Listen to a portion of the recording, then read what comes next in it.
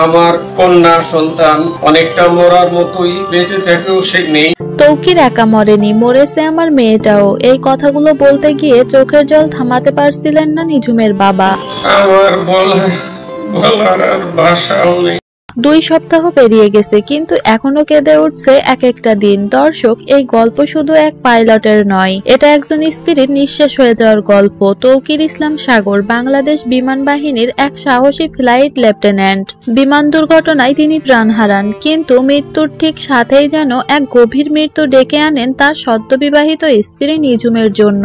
তৌকির মারা যাওয়ার পর নিঝুম আর বেঁচে নেই, কাগজে কলমে বেঁচে থাকলেও মন থেকে ভেঙে গেছেন চুরমার হয়ে। তার বাবা কাঁদতে কাঁদতে বলছিলেন, আমার মেয়েটা তৌকিরের মৃত্যুর পর মরার মতো বেঁচে আছে। প্রতিদিন তাকে ঘুমের ওষুধ দিয়ে ঘুম পাড়াতে হয়। সে নিজে থেকে আর ঘুমাতে পারে না, শুধু কান্না আর কান্না। আমার মনে হয় আমার মেয়েটা আর বেশি দিন বাঁচবে না। আমি একজন বাবা হয়ে মেয়ের এই অবস্থা আর সহ্য করতে পারছি না।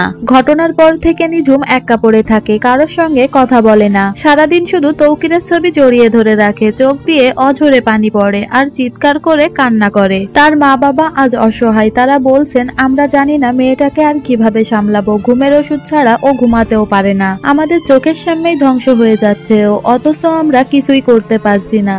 পরিবারের সদস্যরা জানিয়েছেন, নিঝুম এখন 24 ঘন্টায় একটা রুমে কাটিয়ে দেয়। সারাক্ষণ চুপচাপ, কারোর সঙ্গে কথা বলে না। তৌকিরের ছবি, স্মৃতি আর চোখের জল, এই দিয়েই তার পুরোটা দিন কেটে যায়। তৌকির যেন কেবল একজন স্বামী ছিলেন না, নিঝুমের প্রাণ, ভালোবাসা এবং বেঁচে থাকার একমাত্র কারণ ছিলেন তিনি। এটাই কি ভালোবাসার সবচেয়ে নির্মম পরিণতি? একজন মানুষের মৃত্যু আরেকজন মানুষকে ধ্বংস করে দিতে পারে, তার জীবনী শক্তি কেড়ে নিতে পারে। এর চেয়ে হৃদয় বিদারক আর কিছু হতে পারে কি? দর্শক, কে কোন জেলা থেকে ভিডিওটি দেখছেন কমেন্টে জানাতে ভুলবেন না, এবং ভিডিওতে একটি লাইক দিয়ে চ্যানেলটি সাবস্ক্রাইব করে রাখুন। দেখা হবে পরবর্তী কোনো ভিডিওতে। ততক্ষণ সবাই ভালো থাকুন। আল্লাহ হাফেজ।